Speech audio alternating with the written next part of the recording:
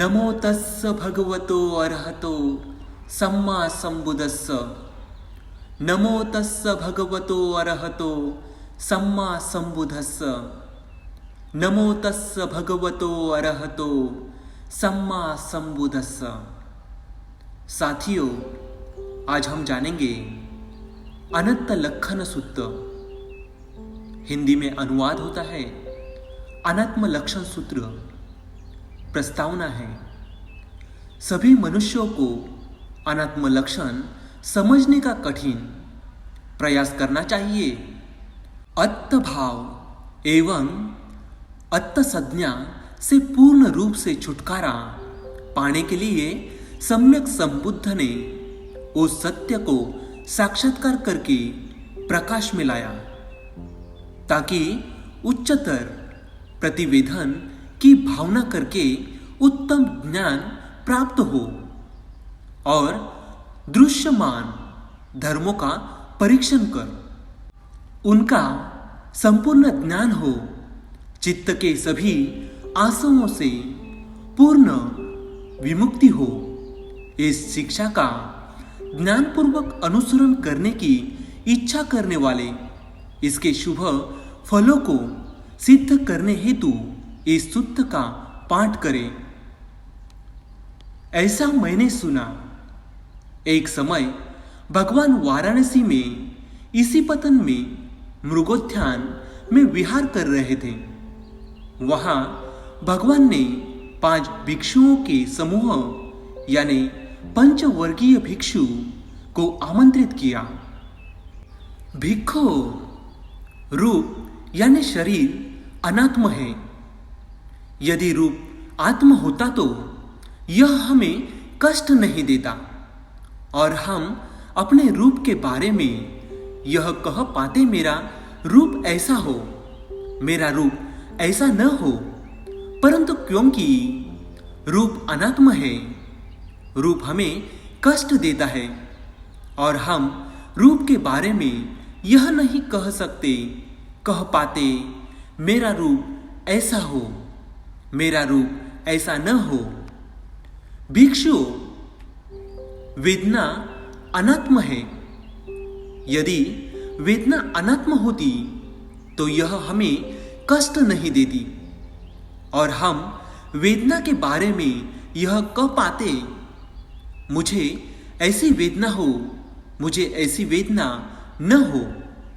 परंतु क्योंकि वेदना अनात्म है, वेदना हमें कष्ट देती है और हम वेदना के बारे में यह नहीं कह पाते मुझे ऐसी वेदना हो, मुझे ऐसी वेदना न हो। भिक्षु, संज्ञा अनात्म है। यदि संज्ञा आत्मा होती तो यह हमें कष्ट नहीं देती और हम अपनी संज्ञा के बारे में यह कह पाते मेरी संज्ञा ऐसी हो, मेरी संज्ञा ऐसी न हो।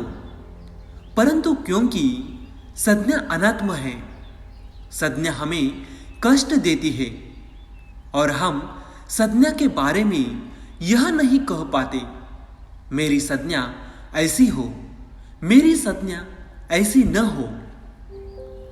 भिक्षु, संस्कार अनात्म है। यदि संस्कार आत्म होते तो ये हमें कष्ट नहीं देते और हम अपने संस्कारों के बारे में यह कह पाते मेरे संस्कार ऐसे हो, मेरे संस्कार ऐसे न हो। परंतु क्योंकि संस्कार अनात्म है, संस्कार हमें कष्ट देते हैं और हम संस्कार के बारे में यह नहीं कह पाते मेरे संस्कार ऐसे हो, मेरे संस्कार ऐसे न हो। भिक्षु, विज्ञान अनात्म है। यदि विज्ञान आत्म होता तो यह हमें कष्ट नहीं देता और हम अपने विज्ञान के बारे में यह कह पाते मेरा विज्ञान ऐसा हो, मेरा विज्ञान ऐसा न हो। परंतु क्योंकि विज्ञान अनात्म है, विज्ञान हमें कष्ट देता है और हम विज्ञान के बारे में यह नहीं कह पाते, मेरा विज्ञान ऐसा हो, मेरा विज्ञान ऐसा न हो। भिक्षुओं, तुम क्या मानते हो? रूप नित्य है या अनित्य? अनित्य बनते। जो अनित्य है वह दुख है अथवा सुख, दुख बनते। जो अनित्य है, दुख है, परिवर्तनशील है, क्या उसे यह समझना यह मेरा है, यह मैं हूं, यह मेरा आत्मा है, ठीक है? नहीं बनते। भिक्षु, तुम क्या मानते हो? वेदना नित्य है या अनित्य? अनित्य बनते। जो अनित्य है वह दुख है अथवा सुख, दुख है बनते।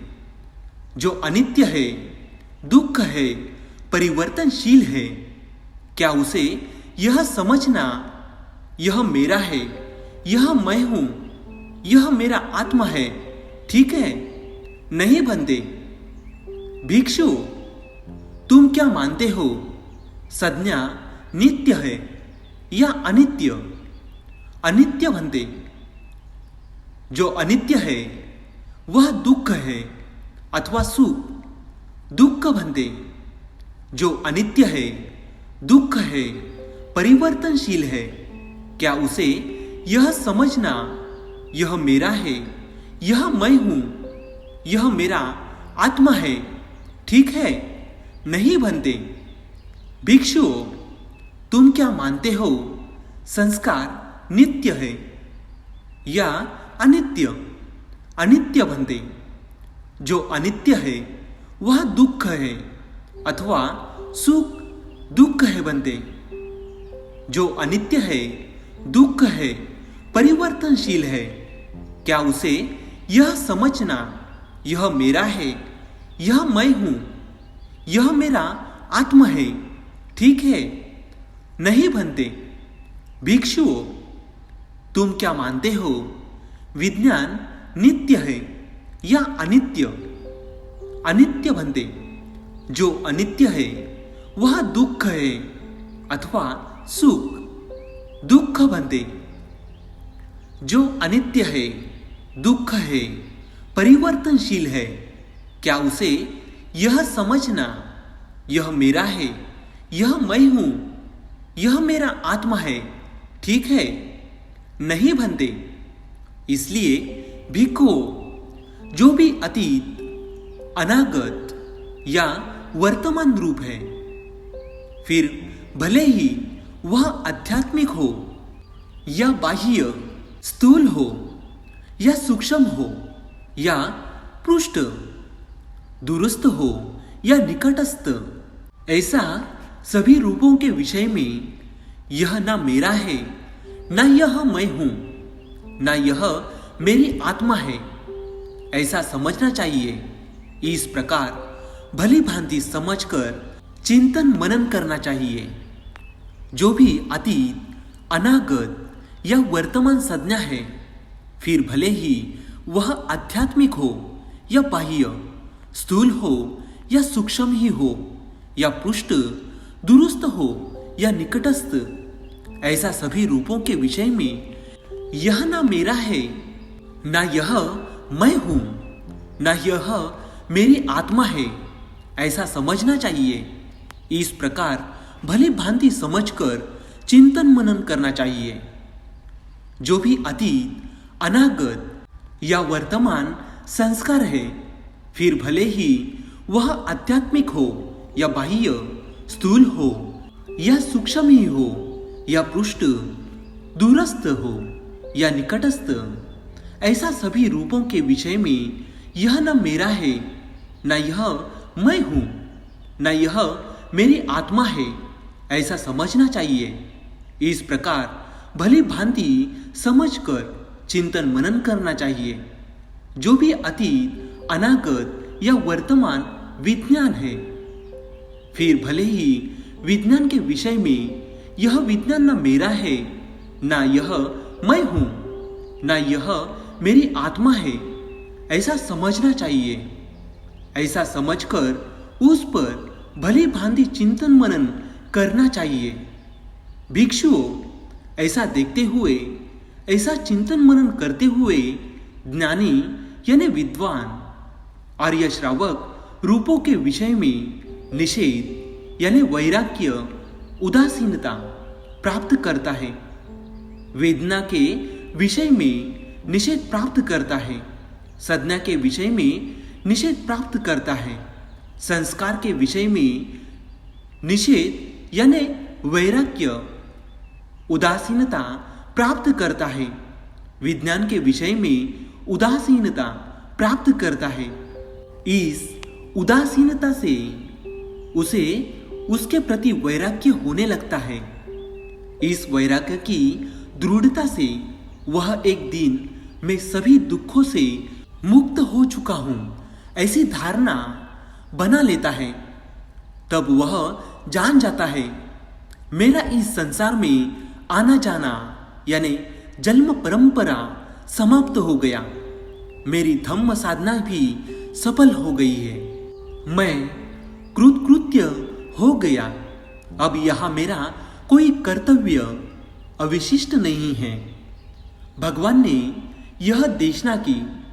वे पंचवग्गीय भिक्षु भगवान की यह देशना सुनकर अत्यधिक प्रसन्न चित्त हुए तथा उन्होंने भगवान की इस देशना का अभिनंदन किया। भगवान के इस धम्म प्रवचन के साथ ही उन पंचवग्गीय भिक्षुओं का चित्त आश्रमों का उपादान न करने के कारण उन आश्रमों से विमुक्त हो गया। साधु साधु साधु। सबका मंगल हो, सबका कल्याण हो, सभी प्राणी दुख मुक्ति हो, सभी को निर्वाण प्राप्त हो, निर्वाण प्राप्त हो, निर्वाण प्राप्त हो।